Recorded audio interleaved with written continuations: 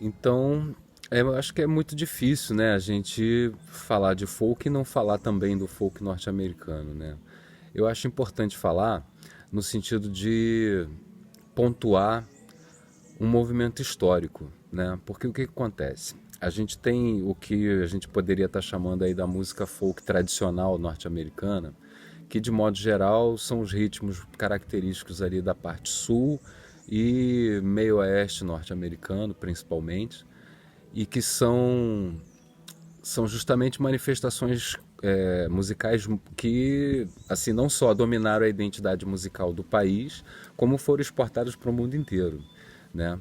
E isso vem a partir, como eu já tinha dito no outro programa anterior, da própria formação cultural daquelas comunidades, né? Retratando o cotidiano delas, as dificuldades delas, etc. e tal.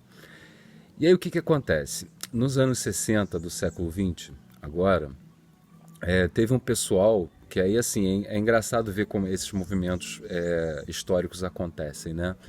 Você tem um tipo de manifestação cultural que surge bem na base da sociedade, né? Bem no povão mesmo, que é o retrato da vida desse povão, inclusive, né? Que é a identidade cultural desse povão. E durante um tempo, isso é meio que tratado como uma subcultura, né, pela urbe, né, pela parte mais industrializada e mais urbanizada da sociedade. E aí acaba caindo meio que no esquecimento e meio que sendo suplantado por outros ritmos que vêm da cidade.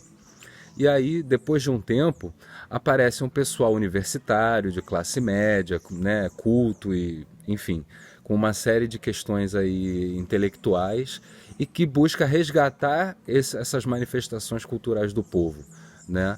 E aí o que acontece? Justamente nos Estados Unidos, nos anos 60 do século 20, teve um pessoal que era justamente desse tipo, um pessoal universitário, branco, de classe média, que começou a resgatar a música folk, né, do país. Tanto no sentido de resgatar o blues, lá do Mississippi, né, e aí tem toda uma gama de artistas que vem nessa linha do blues rock nos anos 60.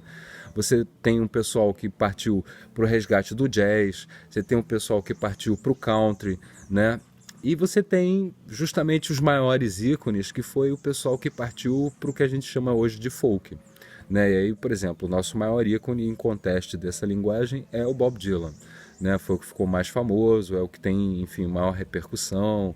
Né? O Bob Dylan é um cara sui generis, porque ele é o único cara na história da humanidade que conseguiu ganhar um prêmio Nobel de literatura escrevendo música. Né? Então, assim, é um cara realmente bastante singular.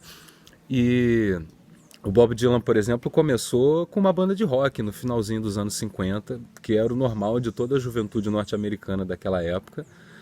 E conforme ele estava na universidade lá em Minnesota, ele começou a entrar em contato com essa coisa de um pessoal que tinha essa onda do resgate, né, das sonoridades tradicionais. E ele se jogou de cabeça nisso e se tornou o maior nome disso dentro dos Estados Unidos e talvez no mundo, né? Então, assim, esse movimento que aconteceu nos anos 60, tinha lá o Festival de Newport, que era o grande ápice, né, dessa cena naquela época. Esse movimento os historiadores costumam chamar de New Folk, porque justamente já é um resgate de uma cultura popular que tinha meio que ficado esquecida por baixo da cultura de massa, né, por baixo da indústria cultural, né? E aí, aqui no Brasil, a gente pode ter paralelos em relação a isso também, porque esse foi um movimento que acabou acontecendo no mundo inteiro, né?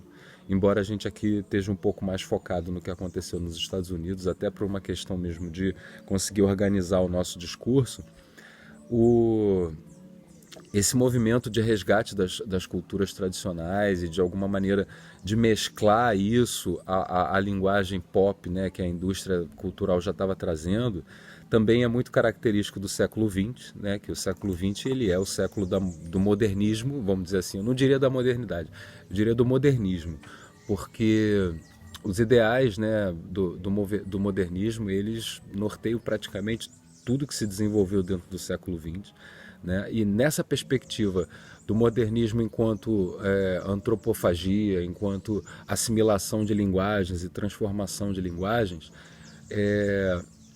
ele acaba propiciando o surgimento desse tipo de galera, né? Exatamente como aconteceu nos Estados Unidos, como aconteceu no Brasil, e enfim, a gente ainda vai falar mais sobre esses assuntos. Vem pela estrada.